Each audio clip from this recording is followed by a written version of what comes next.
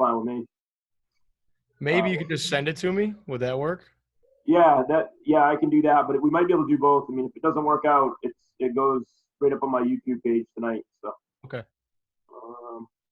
Let's see. Do something new. If I can figure it out, it'll be good. All right, I just clicked allow record. So now see if you can record as well. Oh yeah, I'm in. Yeah, I'm good. All right, awesome. Coach Lenson, how's it going? You got to unmute you here. There you go. How we doing? Thought I'd come on and check out Lynch a little bit before mine in a couple weeks. Awesome.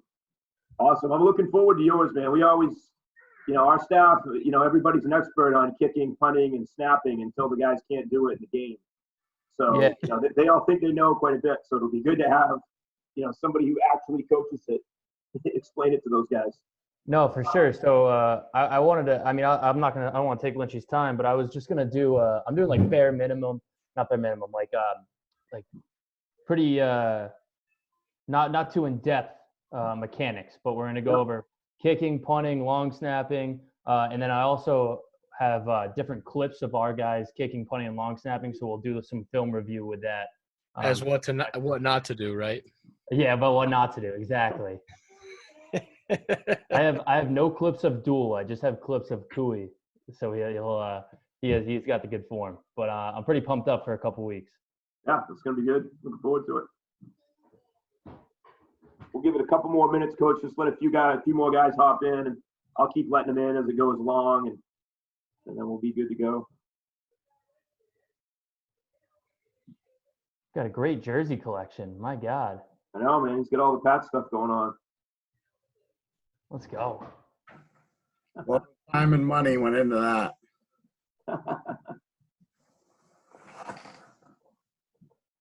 And then the Vanderbilt hat. Is that a Vanderbilt hat? Yeah, I coached. I don't know if you know the name from Portland, the Trey Fletcher kid that he was going to go to Vanderbilt, but he ended up signing with St. Louis. So I coached him in football. Yep. It was a recruiting trip down there with him in baseball. Pretty good experience. I've heard he pretty much could have played football, basketball, or baseball. He got offered by Oregon, Florida State, and a couple other schools in both baseball and football. Yeah, he was a pretty good player. Real deal.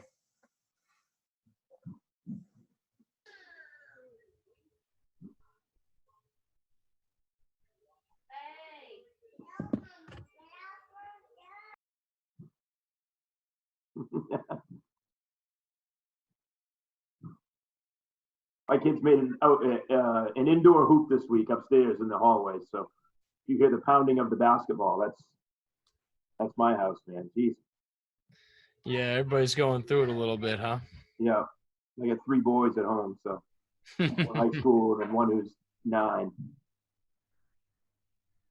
So my wife's been working like 12, 14-hour days. So it's just me and them all day. So this is a good getaway for me 3 times a day to take an hour or so and just hide out in the back room and do this. So are you like homeschooling them at all, or are you just kind of like whatever? Yeah, I mean, my older kids for high school, I teach at the high school, so but they're all this stuff's on Google Classroom, so they just go on and have to do their assignments. So it's more just checking in with them to make sure they're doing them. But my 9-year-old, he goes to, I don't know if you've heard of them, the Waldorf schools, one in Freeport. He goes to that one, close to where my wife works. And they have like a full curriculum, like the days. I mean, we don't go through the schedule, but they have the day planned out basically from 8 to like 2 or 3 every day. That's good. There's like chores and playtime and stuff like that built into it. But he and I pretty much just pick 2 hours to sit down and crank out all the work, and then I want to do whatever he wants the rest of the day. Yeah, for sure. All right, we'll let Coach Chase on in, and then we'll get this thing started. You guys want to turn off your cameras and mute your mics? We'll have this one recorded too. We've got Coach Lynch today from UMAINE, the strength and conditioning coach up there. Super pumped to have him on board. He's been putting some good content up on YouTube. I think he's going to talk a little bit about that. They certainly have it going pretty good up there at Maine. So appreciate you coming on, Coach, and it's all yours. Thanks, Coach. So I'll share this slideshow that I'd like you guys to see. But I really would like to know if you guys have any questions, honestly. So if you do have any questions at all as I'm going through, just holler at me. You can say it. You can. I'm not sure if I'll see it if you chat it in, so maybe you can just unmute and just ask the question. I'm totally fine with that. We'll go through this. This is our training program, obviously at UMAINE, and then at the end of that, we can talk about some of the things that we had done in the spring, our annual training plan that we had rolling before this crisis kind of hit, and then how we responded to it. So that's the plan. And like I said, if you have any questions, just holler. So the first thing to talk about is just our weight room in our facility. Basically, what we're looking at is about 5,000 square feet here, and this is not what it usually looks like. This is it set up before one of the conditioning circuits that we were doing on Friday morning. So this picture was taken on a Thursday night before I left for the night, so I'd have to set the whole thing up in the morning. Now, you guys may or may not have this type of facility. I'm assuming probably not, but a lot of the things that we do are fairly basic, believe it or not. So hopefully you can take some of the methodology and apply it in your own setting. But just to go over some of our facility space and some of the things we're working with, this is our Olympic rack. So this would be on the left side of the picture in that previous picture. The bumper plates there on the left, and then obviously the rack on the right. So that's two separate pictures there. You can see some medicine balls. Those are slam balls, so they don't bounce. We had some ones that bounce, but we just thought our athletes were getting lazy and not picking them up. So we bought the ones that didn't bounce for that reason. So we like those a lot better. And then actually this piece of equipment right here is fairly new to our program. We've had them for about a year and a half, but this is called a K-box. And that piece of equipment is pretty unique because we use it to apply an eccentric load. There's a flywheel. I got a video that you'll see, and we can talk a little bit more about it, but there's a flywheel that attaches onto that front knob, that silver knob in the front. And basically they'll pull up on a string and spin the wheel. And then when the string gets to the top, it'll pull back down. And so it's kind of I like to describe it as the hang clean of eccentric movement. So it's develops rate of force production, but in an eccentric manner. So it's a pretty cool piece of equipment that we have.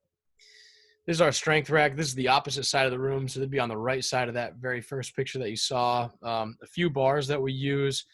We have a straight bar here, a safety squat bar, which you probably have seen, but it just sits on your shoulders and you hold the handles like this. The difference with that bar is the weight is disassociated to the front. You can see the yoke on it right there that kind of puts the weight forward. So it's a back squat, but it feels like a front squat. So we kind of use that one to give a different exercise variation for our squatting. And then the trap bar, which is the opposite side right in the back. And just those three bars allow us to use some different variations on the lower body lifts and some upper body lifts actually. We'll split, we'll sumo, we'll, obviously front squat, back squat, and do all those kind of things. So, if you don't have those types of bars, there are certainly ways to get around it, but the more variation that you can create, sometimes the better your training program can be.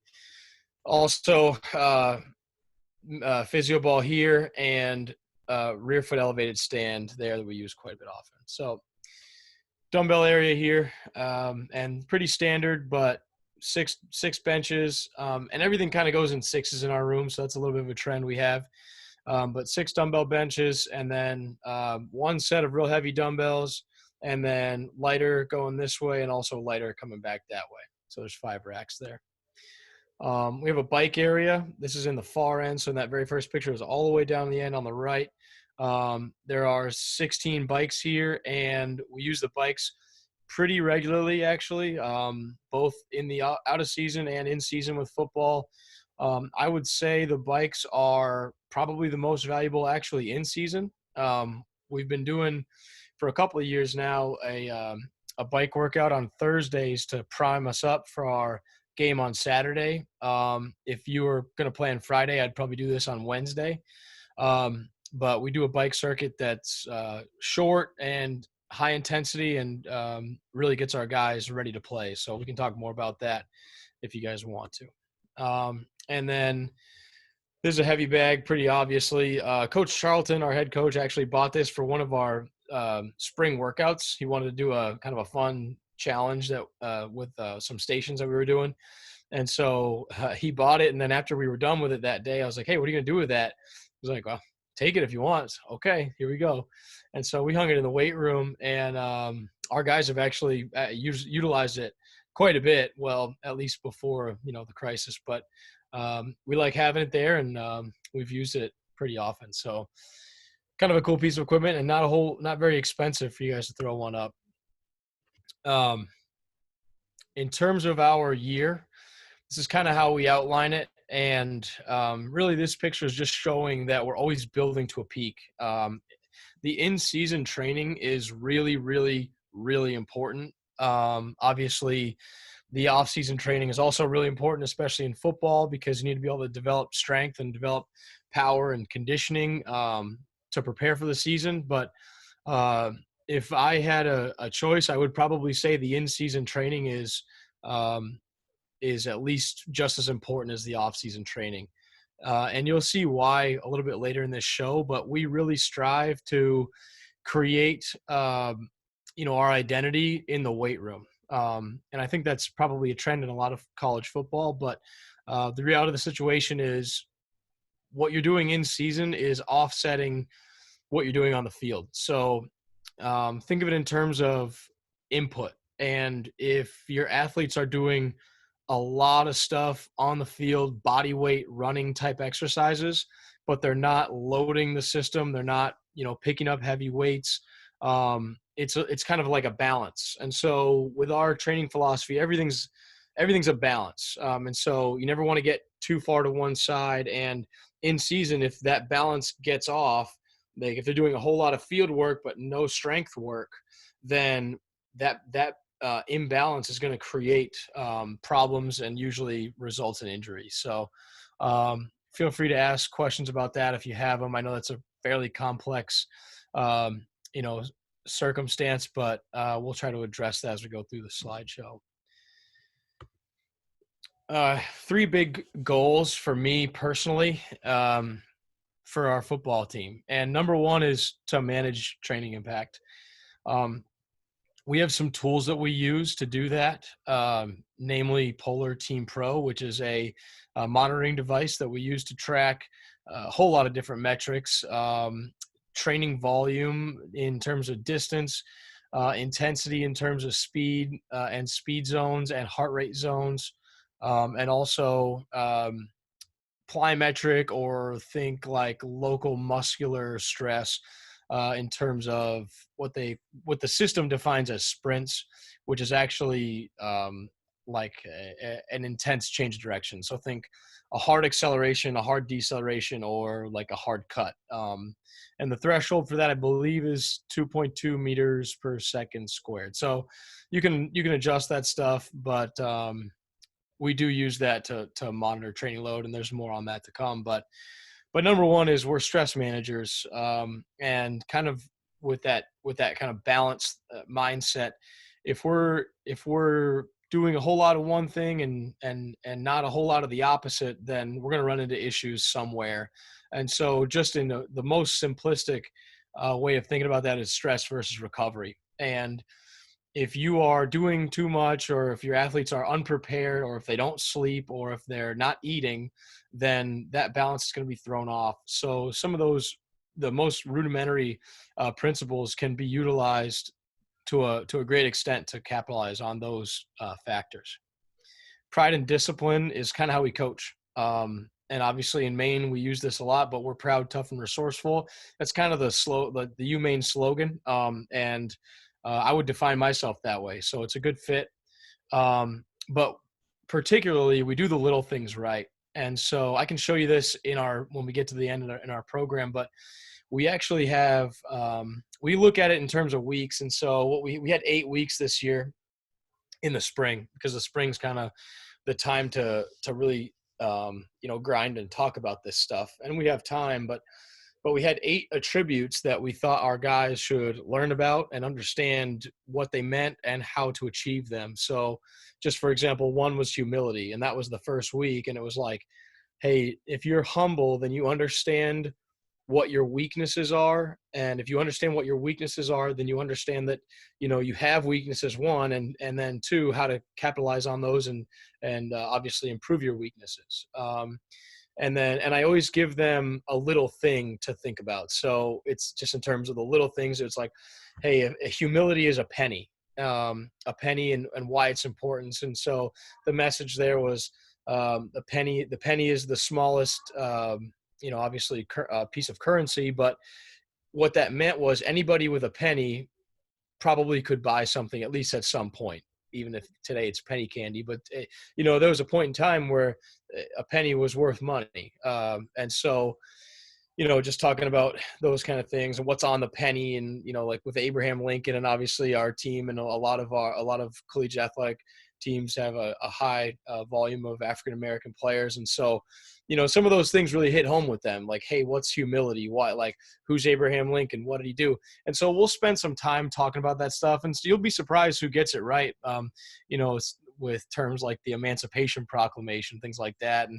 And I think the players really appreciate those kinds of things. And so we do that. We do one a week, but, we'll say, hey, this week, here's the theme. And here's what we want you to think about as you go through this lift, and here's why it matters. And then we kind of tie it all together in the end. And the last one is the logo. The last one is, hey, now that we've kind of talked about all these different things, what are you doing to make the logo better, to accomplish your goals? And I think it helps bring the guys together as a team. But, realistically, we can't tell them to do the little things right if they don't know what the little things are. And so, for me, and kind of into that last section here, it's preparing them for life after football, and particularly Maine football, and particularly being proud, tough, and resourceful. So, we want to identify those things and have our players think about them and what they mean. And then, obviously go on with their careers, either professionally or with whatever their course of study was, and, have a great family and those kind of things that we all do now. So those are our 3 goals for the program, and we take those pretty seriously. In terms of testing and assessment, we do a few different things. And actually this is going to evolve here pretty soon, with the whole COVID crisis, and also just to kind of standardize our testing, not only with football, but across the board with all of our teams. We'll probably I'm sure we will still do this speed testing, but we're actually just going to look at it a little bit differently. And that's wattage based. So this hasn't happened yet, but what we're on the road to doing starting in the fall is our vert, broad, 40, and we'll probably won't do a 3-cone drill, but we still will with football. But with all of our athletes, we'll do the pro agility, and we're going to look at wattage. And so if we know body mass, if we know time, and we know distance, then we can figure out what the wattage produced was, or at least the wattage, per second on each of those drills. And so that's going to give us a really good idea of, comparing athlete to athlete, comparing males to males and females to females. But really the reason is for return to play. And so what we want to be able to do is have athletes who get injured and then go through this injury protocol with, our athletic trainers and our strength and conditioning staff. And before they get back onto the field in a full go setting, they would have to reach, somewhere around 90% of their wattage outputs on this testing protocol. And the best one there is probably the 40-yard dash, because regardless of where an injury site is, whether it's even your shoulder, your neck, your ribs, things like that, you can have some pretty significant upper body injuries. You won't run your 40 at 90%. You won't do it. And so there's some pretty cool stuff there. We're evolving that, but that's our testing protocol right now in terms of speed testing. And obviously with football, it kind of marries along with the combine training. Strength testing, our 3 primary strength tests are clean, squat, and bench. So when I hand the coaches the max sheet, basically. Those are the 3 that are on there. But then our second tier are snatch, deadlift, and shoulder press. And so we do have other maxes, and at least for our primary tiers when we train, we like to give guys weights to use. So usually for our assistance work, we just tell them to use, it's either a fraction of their body weight, or it'll be, based on a rate of perceived exertion where it's, moderate or heavy or light. And, they'll know what the emphasis of the day is. So usually if it's a heavier day, they'll lift heavier weight a little bit slower. And if it's a speed day, they'll lift, lighter weight quite a bit faster. And so there are some different ways that we assign those weights, but realistically, the clean, squat, and bench are the 3 that we get real, 1 rep maxes for, and we'll use to program other exercises off of. So for example, the squat, at first it'll be a front squat max, and then we'll sometimes get a back squat max. It really depends on the year and what kind of athletes we have, and where they are in their progression. With a younger team, we usually won't. And with our red shirts, we don't back squat them at all.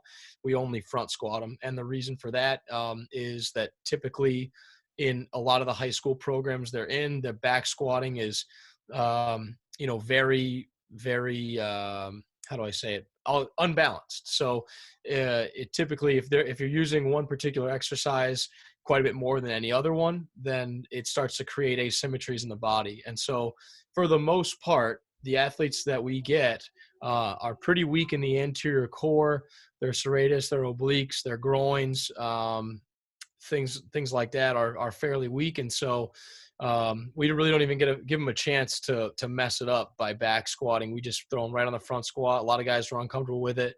A lot of guys feel like their wrists are tight, or they can't get their elbows up. And that's, we work through that for a couple of weeks. And then, we come to a point where we say, hey, you got to figure this out. Obviously we help them, we work with them on it, but some guys take longer than others, but that's kind of the way it goes. And, that's how we do that. But that's what we do for strength testing.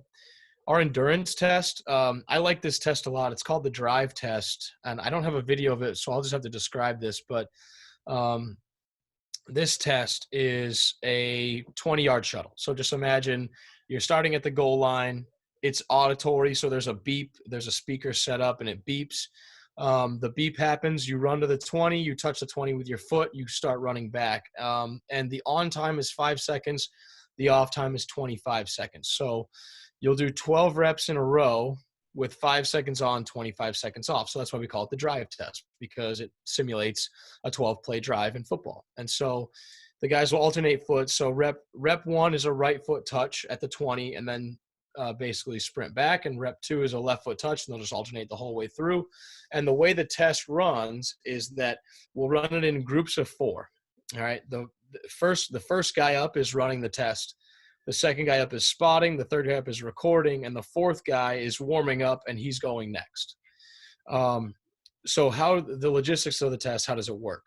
You'd sprint, you touch the line with your foot, and then you start sprinting back. Well, you only have 5 seconds until that next beep.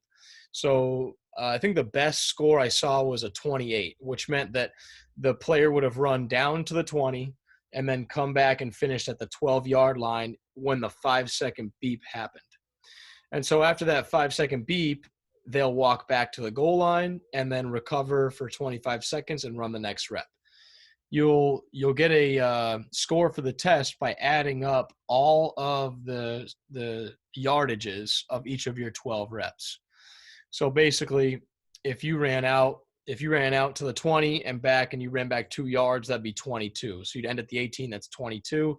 That's why it's important to have the next guy, or the guy who just went, doing the spotting. And so to make it easy for them, what we do is when you, after your first rep, the spotter will stand at the spot where you ended.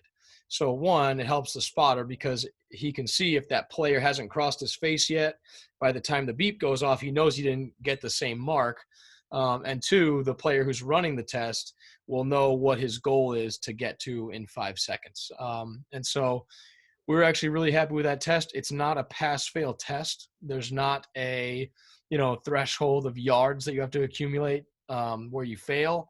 You probably could set that up if you were familiar with the test and run it a couple times. But we don't necessarily want to create that environment in our testing protocol. We really want to run that test in terms of, we just want to measure performance, and we want to make sure we're progressing, and we want to make sure that our program is allowing our players to progress. So we'll run that test somewhere around 5 times in the year, as long as the schedule, makes sense and nothing out of the ordinary happens, like, a global health crisis, which is inhibiting our ability to do anything. So, those kind of things are unaccounted for, but, typically it's 5 times in the year.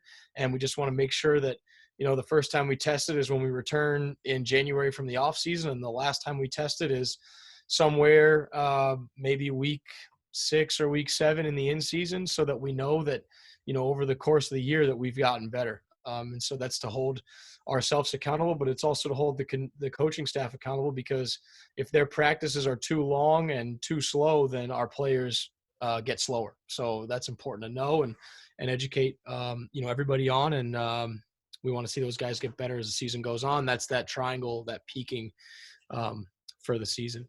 And then finally, we do biometric testing, and there's 2 ways. And the first way is pretty simple, but it's body fat testing. We'll do that every 2 weeks. And then the other one, which we're kind of in the infancy on, we just started doing this, but it's a leverage analysis. And so I have a grid that we just put up actually earlier in this spring. It was during the winter break we put it up.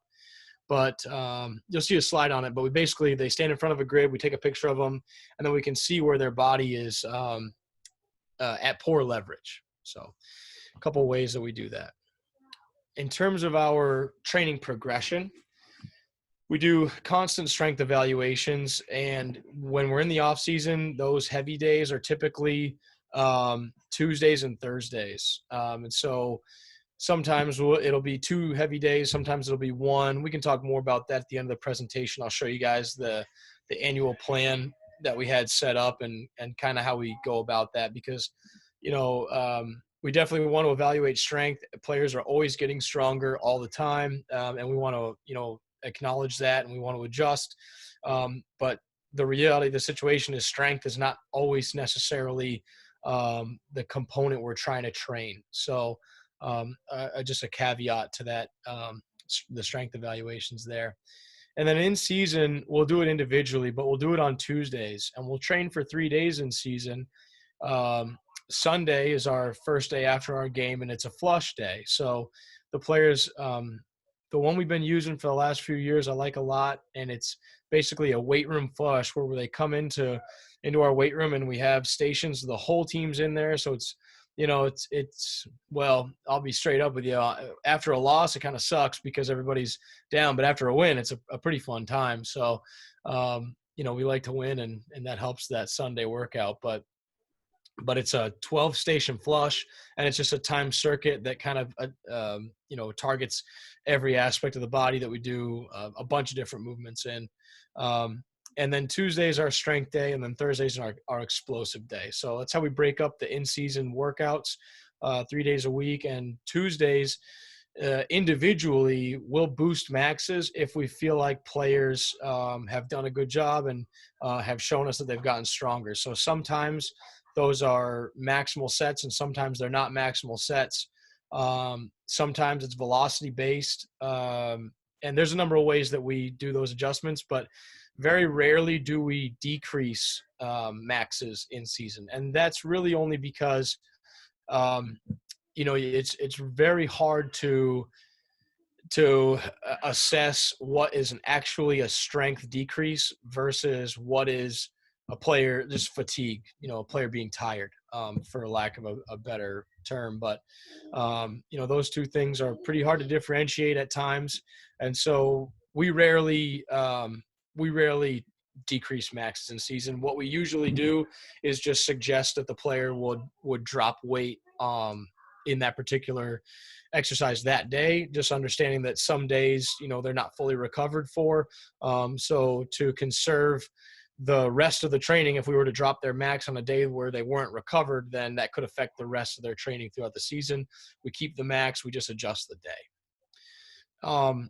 We do what's called undulating training. So that's basically switching between speed, explosive, heavy, and endurance emphasis on different days. And a good example of that is early on in the in-season, it's important to build endurance, but we always want to work on speed and we always want to get stronger. So we just gear up that endurance base by adding some more reps.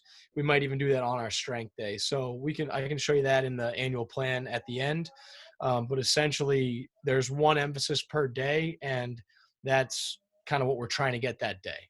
When you start mixing that, when you start doing, for example, on Monday, we'd run and we'd lift. Well, the lift on Monday is either a speed lift or it's an upper body lift, because the run on Monday is a speed run. And so what we don't want to do, for a couple of reasons, is go into our dome and do a speed workout on Monday where everything's really fast, really intentional with longer rest periods. We could have a great run, and then we could come in, and if we do, 3 sets of 12 on front squat or on deadlift, well, that's a strength or almost a volume workout. So you're training speed way over here on this side of the continuum, and then you're coming in the weight room an hour later or 2 hours later, depending on your lift time, and you're training a different attribute way over here. And so within that short period of time, the brain doesn't really know which attribute was more threatening. And so that's kind of how you have to think about that training, is like you're threatening the system and you're saying, hey, you better get better at this or you could die. And that's the reality of the situation. That's why adaptation occurs, because the central nervous system says, hey, that was pretty impactful to me. How do I adjust so that the next time that happens, I can handle it a little bit better? So if you go doing 2 different things on the same day, then you kind of don't really get either of those 2 things. So we try to stick to one emphasis per day, and that's how we'll do that. But and most training days are total body, and you'll see why here in a second.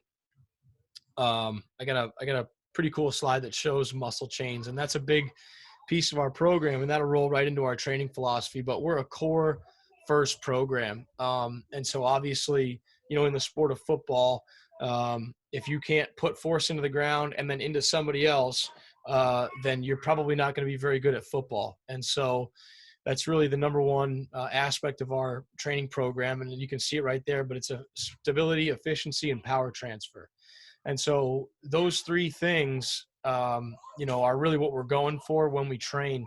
But we teach our players what muscles to feel and why they need to use them. And so that kind of develops the culture of our training program, and it's process oriented. We're looking for what we'll describe as a disciplined intent of training. We're asking guys to use intent to think and to try to do things the way we've described it. I'm one coach in a room. Sometimes we have an intern or 2. Usually there are people who we can't ask a whole lot of. Sometimes, we can get a little bit more out of them if they've been around for a little while. But, the reality of that situation is I don't have a 4 other coaches who can all coach a rack. It's me, and I got 6 racks, and, we got to have a room full of coaches in our players. And so that's, we don't hate that. That's our program, and we kind of own that. And that's how we sell it to our players. But, we educate them on, what muscles we want them to feel there, whether it's their groin, their hamstring, their serratus, their obliques. There are muscles that they probably never thought of or heard of or knew how to use. And when they get to our junior and senior year, like, they're pretty good at understanding how to do that, and they're pretty resilient to injury. And that's that last point there is when the muscle chain is competent in different planes of motion and throughout different intensities, then you're probably going to be pretty resilient to injury. And realistically, you resist stressors that are extraneous to football in that way. So a quick visual on what that looks like. And this would be described as polyarticular muscle chains. And this is actually from the book Anatomy Trains by Thomas Myers. It's a really good book. And it was one of those reads that like kind of light bulb momented for me, and showed me that, you know, if you're doing an upper body lift, you could very well be affecting lower body exercise. And so just one way to see that is on this final picture here.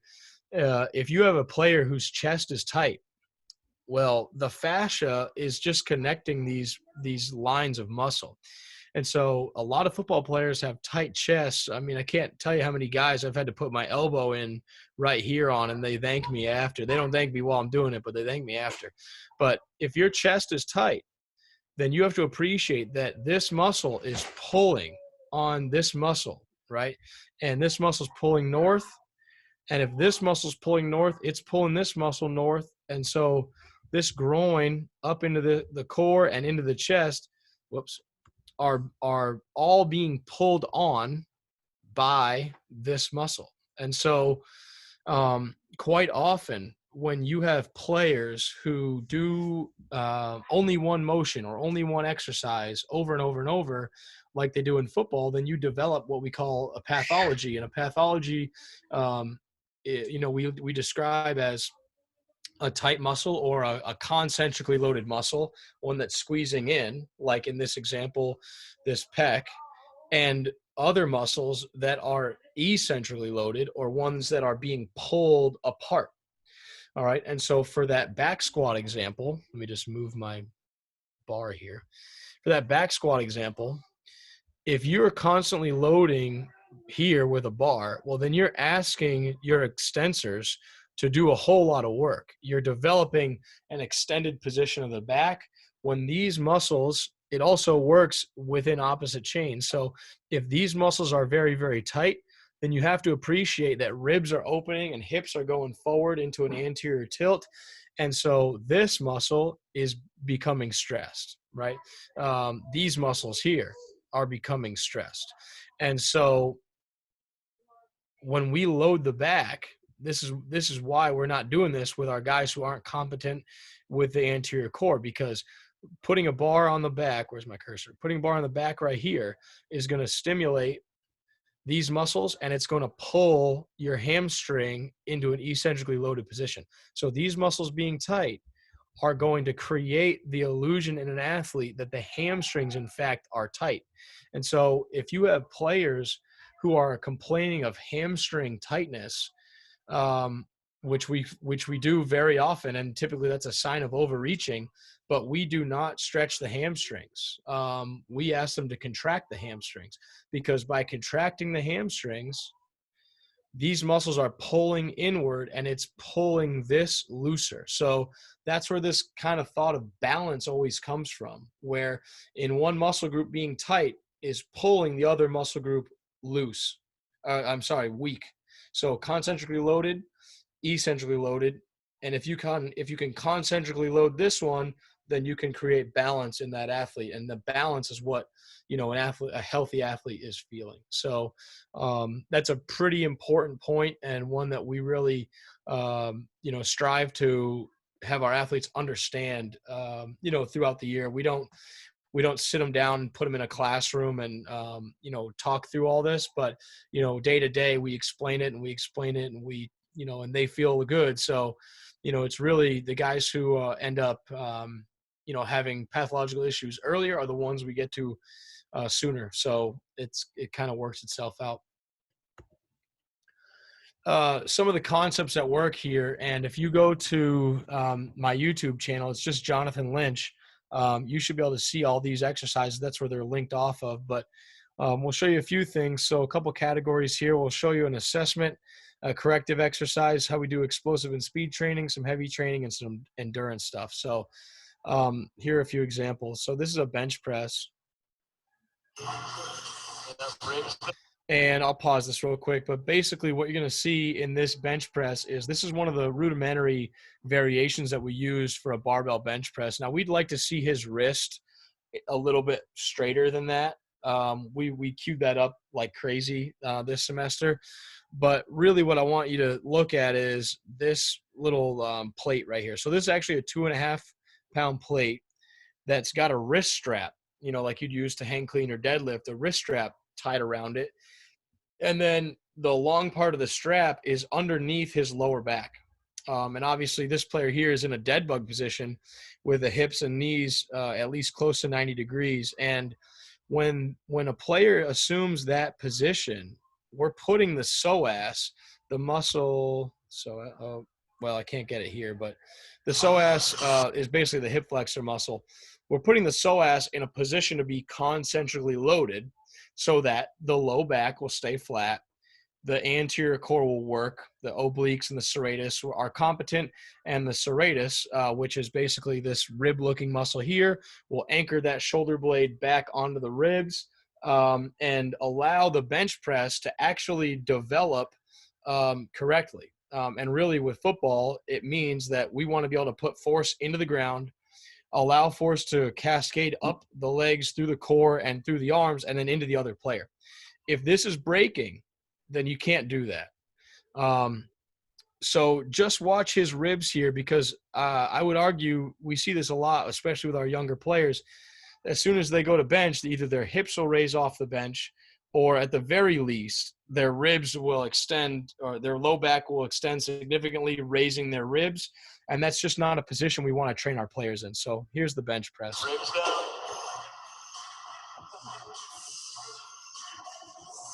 Good. Float at 1 inch.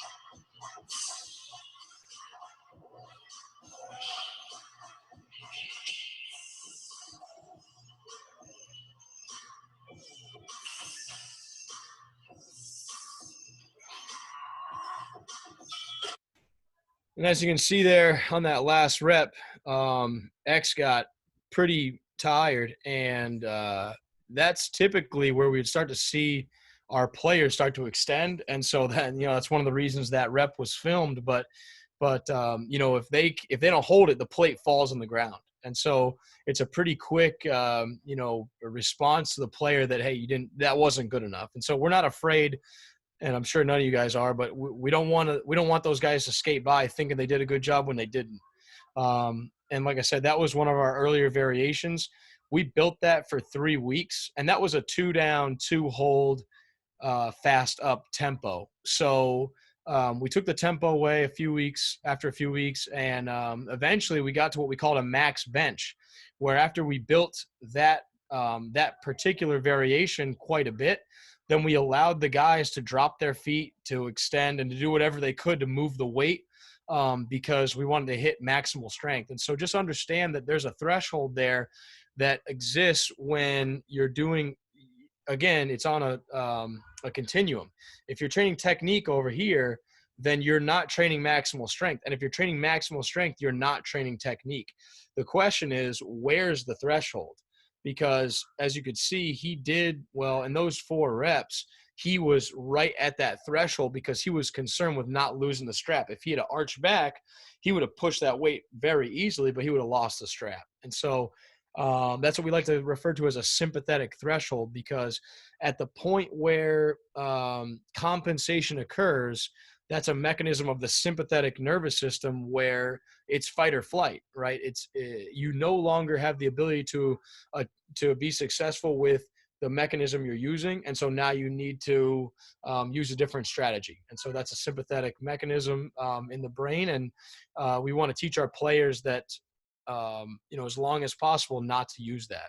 Now, obviously we want to train it, because when they're in games, quite often they're very sympathetic. I mean, you get slapped in the face, you're sympathetic. So you get hit in the face, you get hit in the head, you know, the minute you start hitting in pregame, like, you're pretty jacked up, you're pretty sympathetic. So we do want to be able to train that. But again, in our early off season, it's really, really important to build a base, because if we don't, then when we get to week 5, week 6 of the in season, then our guys just can't hold it together and they start getting injured. So that's a really important point. And a corrective exercise we use now, this one is a split calf raise. This is a pretty complex one, but this is just an example of how we might cue something. So what you'll see here, this is a DB, a corner, and basically obviously a pretty athletic person. Our bigs, some of our big skill, we told them to keep their knee on the ground. This was a 3rd week progression for them. And so the week 1, everybody had their back knee on the ground. Week 2, you know, we started telling guys to get their back knee off the ground. Then week 3, we're like, hey, everybody should be able to do this by now. But this is a corrective exercise, which is attempting to stimulate the left, or in this case, the left, but they do both sides, to stimulate the hamstring and groin and the contralateral or opposite side serratus through a reach. So you'll see me cue him reach right, row left. And what that means is his right arm is reaching literally as far as he can to turn on this serratus, this rib muscle, and to inhibit the chest.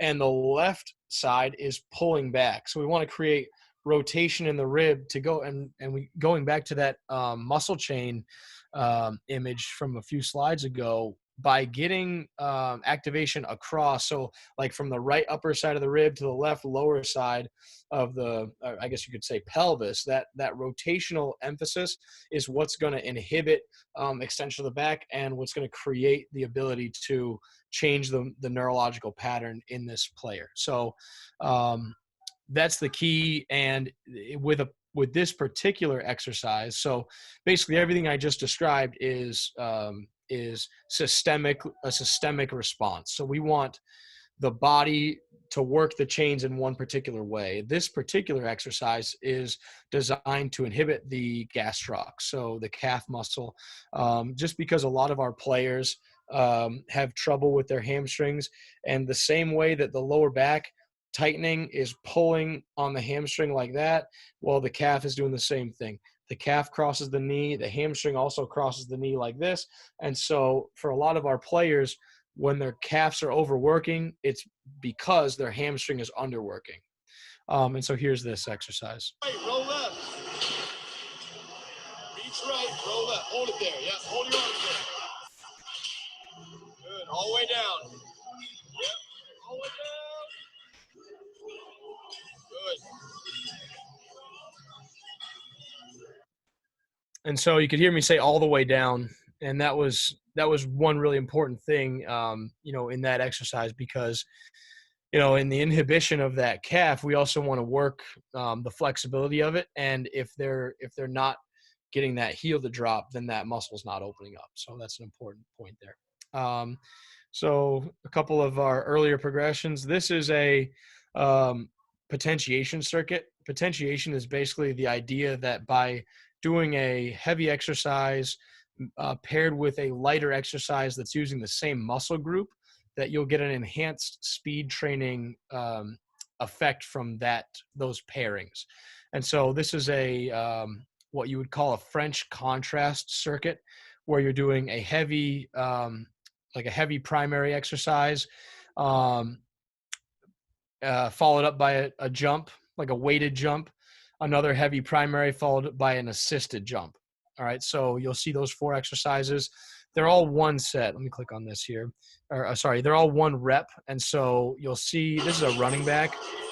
He's going to basically do 1 rep of this front squat. This has 2 chains on it, so the weight in the bottom is about 80 pounds less. And there's 235 on that bar, so you can do the math on that. But we're telling him to drop as fast as he possibly can. And one of the reasons this one got videoed was because of the speed he could drop at, which was really impressive, and to hold his positioning. And so, you'll notice that. And then obviously the way the circuit's set up is for him to do 1 rep of each. And the last one is 2 reps. So here's the circuit.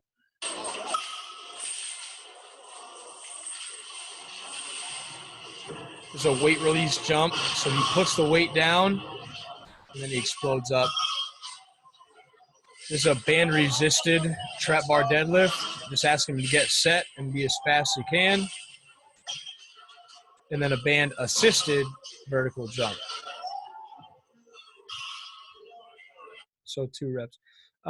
And just quickly on that, the main goal on that is obviously to develop speed. And so rate of force production is the key. And on the squat, having him drop as fast as he can, reduce the amortization phase, or that point at which the inertia is zero. So from down to up, reversing direction as quickly as possible.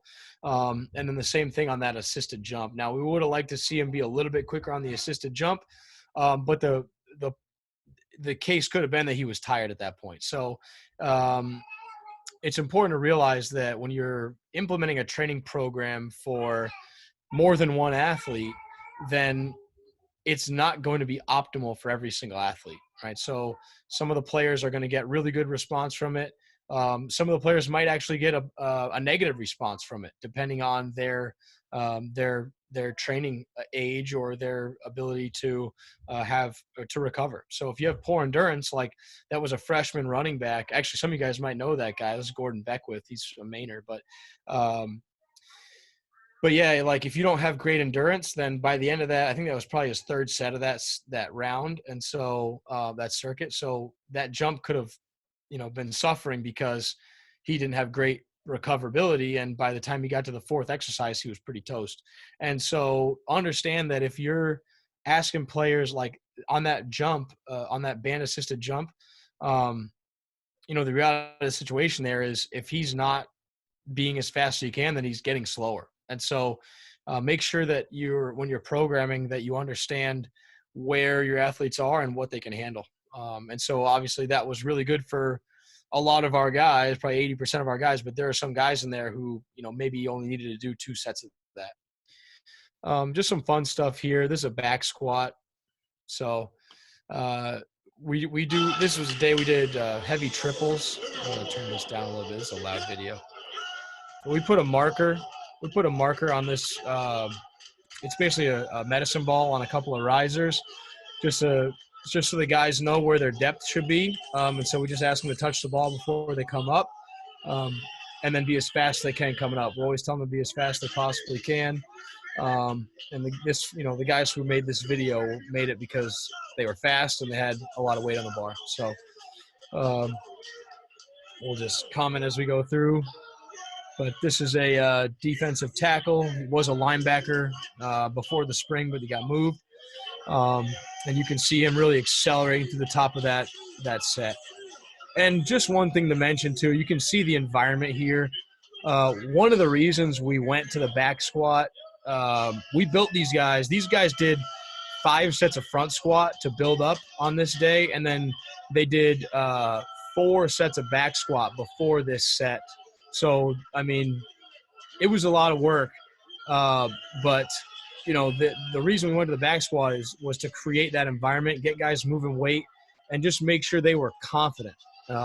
And we realized that the front squat could be a superior exercise for most people, but the reality of that situation is if you don't feel like you're better than the guy across from you, if you're watching videos of what New Hampshire's doing and you see those guys squatting a lot of weight, well, when you get on the field against them, then that's going to be in the back of your mind. And so, we want to address that as well. And I think the psychological component of training is really, really important. If you don't believe that you're getting better, then you probably aren't. And really, when you're on the field, if you believe that guy's stronger than you, then he probably will be. So that was one of the reasons that we want to do that. Here's some heavy pulls that we used, and a couple things on this, but obviously pull-ups are a really, really great exercise. We want to train the crap out of it. We want to make sure that guys can reach all the way down to the bottom. And so that's one of our tight end. Actually, again, a Mainer, Michael Laverrier. You guys might know him. I'll stop here. So this is the K box. I'll rewind a little bit so you guys can see this, but this is basically that flywheel I was telling you about. So this is a split RDL. He's going to pull this up as fast as he can. That wheel is going to spin, and it's going to reverse the direction of the strap. It's going to pull back down, and he's going to have to try to stop that wheel as fast as he can and go back up. So here it is. Boom. Fast, fast, fast, fast. So there's that. Again, with that 90-90 position, we want to make sure the psoas is really good. I'll just, real quick, I just got a shout out to Coach Lenson right now. That was one of his punters. So Coach Lenson, nice job. some heavy pulls with a TRX here. Obviously, we'd like to see this guy get a little bit higher, but that's not really the emphasis. The emphasis is go as heavy as you possibly can. So we want to make sure that they had a lot of weight on there, and we're training maximal strength there. And then an RDL, pretty basic. We're going right about, mid-knee, maybe to the top of the shin, and some of our guys with better leverage. A couple of our defensive linemen here. And so the pulls are super important, and this was the last tier of that heavy day. And so man, couldn't grip it. If you can't grip it, it could be a problem there. So just to kind of reiterate that the concept of most train days are total body. I mean, that was a heavy primarily upper body day, but knowing the muscle chains that are involved with the exercise they used, it made sense to put the RDL in. Our guys didn't mind it, and they actually killed it. And then the last one here, this is the HIIT training circuit. This was from that very first video, what you saw set up. And this is a circuit that consisted of 6 exercises, and we progressed this one for 5 weeks. And so it was 30 seconds on, 30 seconds off. And then we started with 3 rounds. We built to 5 rounds. And it was 2.5 minutes in between rounds. So basically the exercises go like this. It was incline press, trap bar deadlift, bent over row, goblet squat, inverted row, split squat. And so the idea here is you're doing all complex exercises with, for the most part, light to moderate weight. In 30 seconds, we were asking the guys to do 15 reps. Then they'd have 30 seconds off, and then they go to the next exercise in which we're asking them to do 15 reps. So really it's on them to be accountable and on them to hold each other accountable. But we pumped this thing up pretty good. And one of the reasons that I wanted to put this on here is, this is psychological development. This is mental toughness training. We're not running guys. We're not asking guys to do anything that we don't think they can do. We're asking them to do things that they know they can do. And so it does get hard. I mean, we had a couple of guys in this circuit throw up in the middle of the circuit and come back and finish it. And so that's what we want to see. I mean, obviously we don't want to see guys, barfing all over the place, but there are times where that's going to happen, and we want those guys to understand that, if that's the case, then you got to come back and you got to finish, as long as that circumstance makes sense. And so here's the circuit here. We put some fun music on. We played the intro to The Purge before they started, just to get in their heads a little bit. And then we put a siren on, a meltdown siren.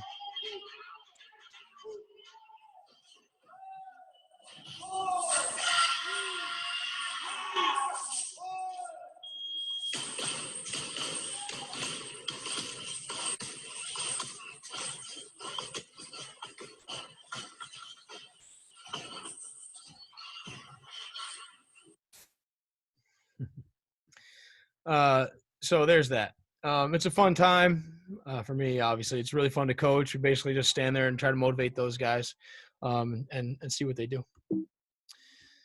So moving on here. And then just in terms of load management, obviously I was talking about the Polar Team Pro, but we really try to create injury prevention within our athletes. And we do that, we teach them how to resist stress.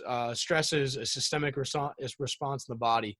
And so if you're stressed about anything, right? If your car breaks down, if your girlfriend broke up with you, if you just did a max back squat, if you had a 2-a-day, right? Those things are really stressful to the body.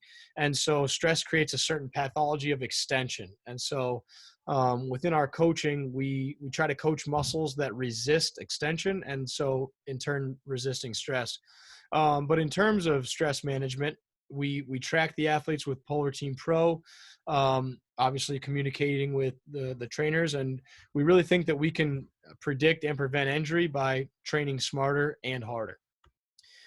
This is the biometric leverage analysis chart that I was talking about. And you can kind of see here, this is a quarterback, a freshman quarterback.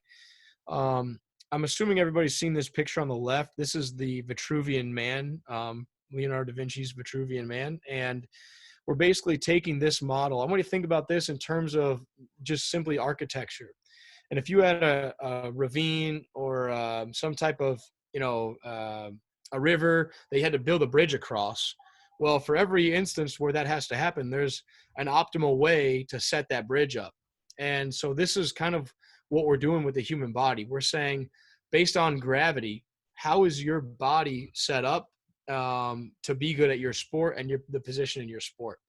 And so for this player, what you can see is, as a quarterback, and it's no question that he's a quarterback. Well, maybe not a question, but it makes sense he's a quarterback because his torso isn't terribly long. It's pretty compact. So there's going to be some power development that comes out of there. His femur and his legs are quite a bit longer than his torso, and you can tell that because of his height. But his hands and his arms are also quite a bit longer than what's optimal. And so if you were to put this Vitruvian man picture on this grid, his fingertip, his finger knuckle, basically like his middle finger knuckle right there, would line up with this black line. His wrist would line up with this line. His elbow would line up with this line. So you can see his elbow almost does, but his forearm is quite a bit longer. His shoulder would line up here and so forth. And so basically by comparing each of our athletes to this optimal model, we can figure out where they have poor leverage and try to fix issues before they occur. For him, it's going to be shoulders. And you can already see, you can kind of see his ribs sticking out on both sides here. You can obviously see his left shoulder is higher than his right. You can see his left hip is higher than his right. And you can even see his right foot is turned out a little bit. Now, this is actually a fairly common pathology within the human body. But in terms of his position, what are some things we're going to do to address this? Just seeing this, well, it's going to be shoulder maintenance, and maybe it should be shoulder maintenance anyway for a quarterback. But the reality of the situation is most quarterbacks probably also have a similar pathology to this. So just something that we look at with a lot of our athletes to try to figure out and get ahead of the curve on stress management and injury management.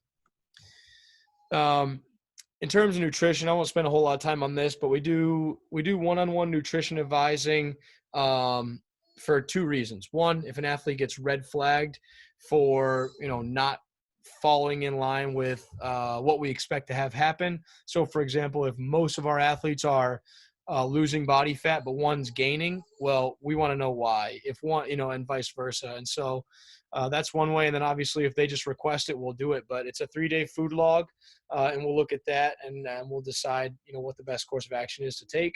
But the most important thing here is we do track body fat every 2 weeks.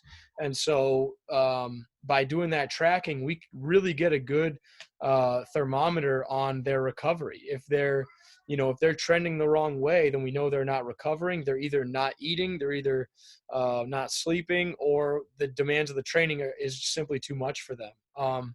Now, say one of our best athletes, one of our strongest athletes and most conditioned athletes is showing signs of not recovering. Well, we know that they're very well conditioned. We know they're very strong. So clearly the case is not that the training's too much for them, at least compared to their peers. When their peers are, trending the right way, we want to ask them questions like, hey, why are you sleeping? If so, or if not, why not? Are you eating? What's your eating look like? And so we'll do the food log with them first.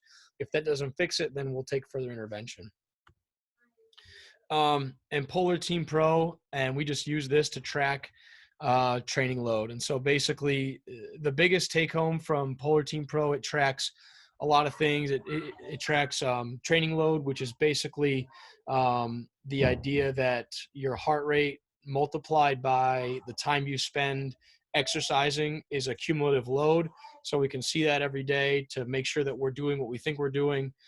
We can see sprints, we can see total distance and things like that. So when we train, we know that we're doing what we actually thought we were doing. I can't count how many times I've watched a team do a suicide and the guy who lost the first 3 won the last one. And so we want to try to mitigate that. We want to try to tell players exactly what we're going to do, why we're going to do it, when we're going to do it, and then motivate them to to put their full effort forward on every single rep, because that's what we want to do in a game.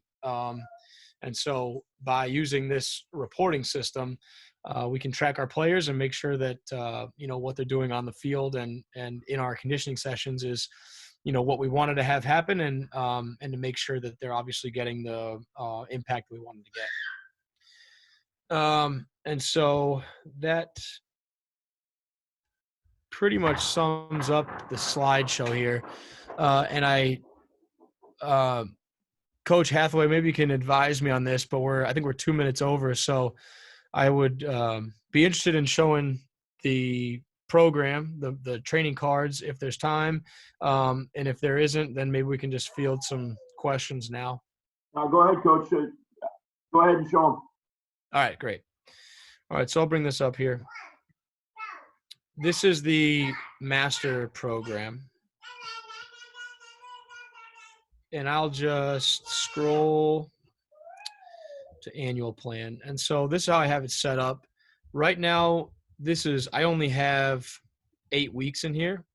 This would have been spring break. And then spring break is kind of when I assess the beginning of these first 8 weeks. And then I'll write spring ball. So I'll basically it'd have been all the way up to, right around here, which is why I have it dated out.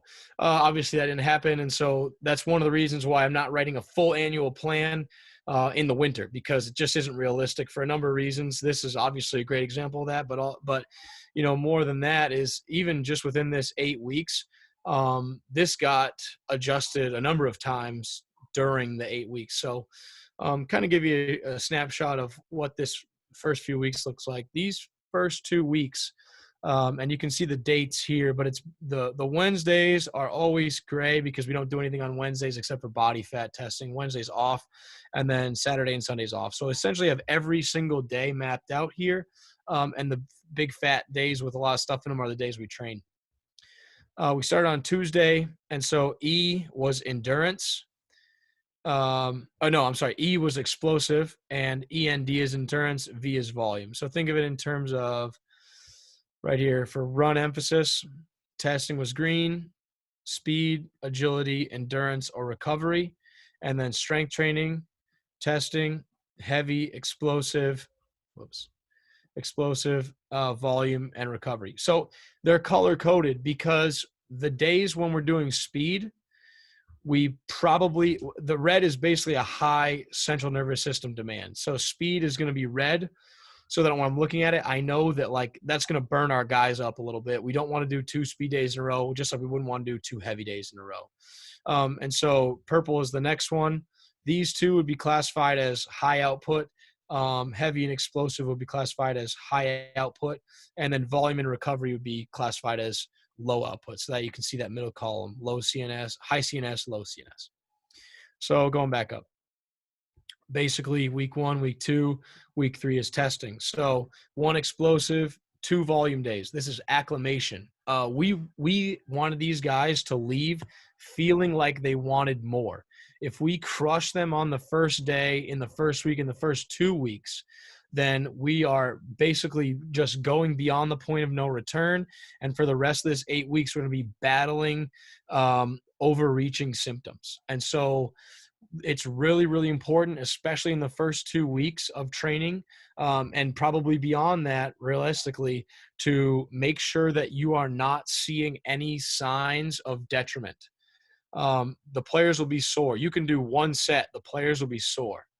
If you do 5 sets in the first day, they're not coming back. They won't be able to walk, and that's not what you want. Despite, common thought. But basically, that's how we approach this. So endurance, 2 volume days, a lot of tempo work in there, a lot of teaching. Endurance, we added another day. So this was one way. Obviously, there's with Martin Luther King Day being here, it was easy for us to have an acclimation week because this is only 3 days in a week. So now we jump up to 4 days in a week. Follow the same pattern. And then week 3 is a test. So this is our conditioning test. This is our this is our speed test. This is our conditioning test. And then we're basically just gathering relative strength numbers on this day. So this was a clean test day because it's like we're doing like a 3-rep max at a sub-maximal weight. We just want to get an assessment because once we get into weeks 4, 5, 6, 7, 8, now we're hitting heavy days every week. And then we're really getting like real assessments. So that's how that's broken down. Clean, squat, and then a couple of volume days with some deadlifts, some shoulder press, some different stuff like that. And that kind of blocks out our mesocycle 0, which is essentially body prep. So we call it block 0. And it's almost like an untimed or like an uncharted block where we're just making sure that 1, we assess the players, and 2, we acclimate the players. And so those are the 2 biggest things in the first 3 weeks. And this was the most we've ever acclimated them. Like we really we really gave them a lot of time to recover. And we set it up so that they left wanting more, and it worked really well. We had 1 hamstring pull in our first 8 weeks. And other than that, we had 1 case of groin tightness. And other than that, there was nothing. So we were happy about that. General physical prep, GPP, weeks 4, 5, and 6. As you can see, the body fats are listed here, but this block is basically, we're putting two heavy days in. So this is a strength block. We can call it a strength block. This would be the explosive day where we're cleaning and possibly snatching. Heavy lower, heavy upper, and then volume. And so it follows that same pattern for 3 weeks. Then we get into mesocycle 2, which is specific physical prep, where we're kind of getting ready for spring ball. So since spring break is uncontrollable and it's a deload, we don't want to really deload throughout the first this 5-week section. Week 3 is a testing week, so it's essentially a deload because the volume is much, much lower. And then weeks 4 through 8, there's no deload. So it can get tricky at times managing the loading and just making sure that, like, when we start to see the team as a collective unit becoming tired or not, displaying attributes that they normally would display, like in their conditioning sessions and things like that, then we have to be careful with how we progress them. But we didn't really even see that until about week 7. So we thought that we were in pretty good shape. And, if you're starting to see a couple guys pop up on week 7, you're probably okay.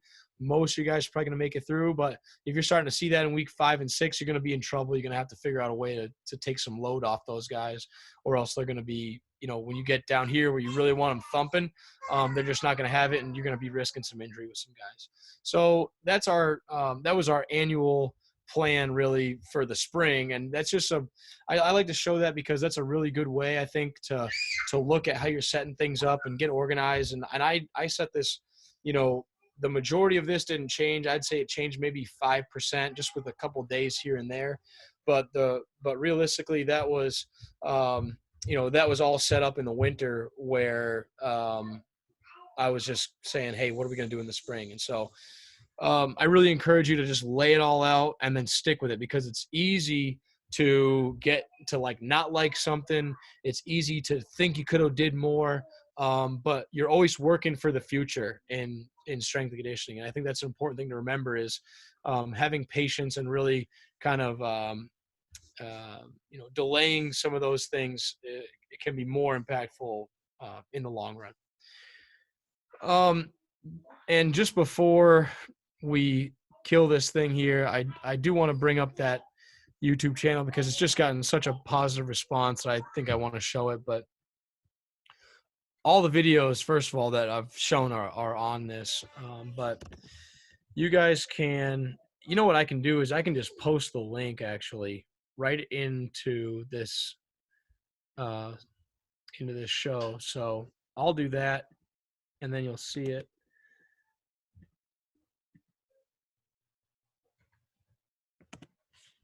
All right. So I just put the link in the chat. You should be able to see it. How do I close this? Yeah, we got it, Coach. All right, cool. So this is the YouTube channel.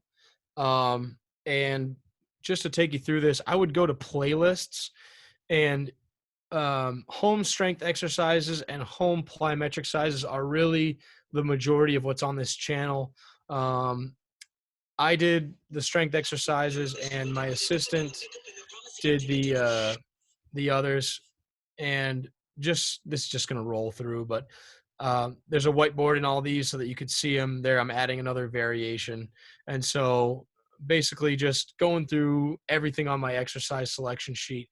And in the program that I gave the players for home, we have an exercise selection sheet that has all the linked exercise. So it just basically has a category. It says primary upper, primary lower, primary explosive, and it just says, all the exercises, but you can click on them and they direct you right to here. So, feel free if you want to use any of these, certainly do. I know some coaches have already done that, but there's a pretty vast array of different exercises here. And then these would all be considered strength or endurance type exercises. Let me just flip. Sorry, I'm trying to navigate around this like sidebar here. Plyometrics are here, and this is Coach Marshall. He's our basketball strength conditioning coach, and so he did all of our plyometric stuff. And so you can see all the different plyos we put in. If you click there, you go back, and then one of the other things I've been doing is, for one, I've had a lot of time on my hands, so I've been thinking about stuff. But I wanted to make an effort to be visible to our players, especially since a lot of them are not in Maine, a lot of them are out of state and in their hometowns. And so I started doing these mental health tips, nutrition and hydration, and some different stuff to try to just be available to our guys. And so here's an example of one. I'm not getting any volume. And worldwide. So I'm here to help you guys with some quick tips to help you keep your mental health. All right. So today we're going to talk about routine. It's really important to make sure you have a routine in your life and you have this structured for you when you're at school, but when you're at home and there's not a whole lot of schedule apart from maybe some online classes and maybe your breakfast or your meal time, you want to make sure that you have a routine that works for you and the people around you. All right. So the first thing you should do is plan your day the night before. All right. So you get the point of that, and there's just some tips in there that you guys can watch. This one's actually pretty fun. I got a drum set, and so, I'll just let you see it.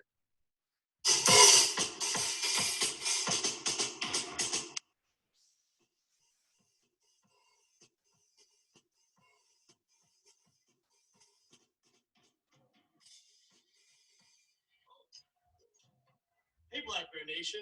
Didn't even see you there. Coach Lynch here. You just caught me in the middle of a drum riff, because playing the drums or any kind of music really just pulls on my heartstrings, man. That rhythm, that tempo, just can't beat it, all right?